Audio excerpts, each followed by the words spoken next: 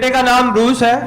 ये विजिट वीजे पे यहाँ पे आया था और ये जॉब ढूंढ रहा था, और जब ये खुदावन के घर में आया, इससे दुआ की, और खुदावन ने ना कि इसे जॉब बख्शी बल्कि इसे गवर्नमेंट की जॉब बख्शी।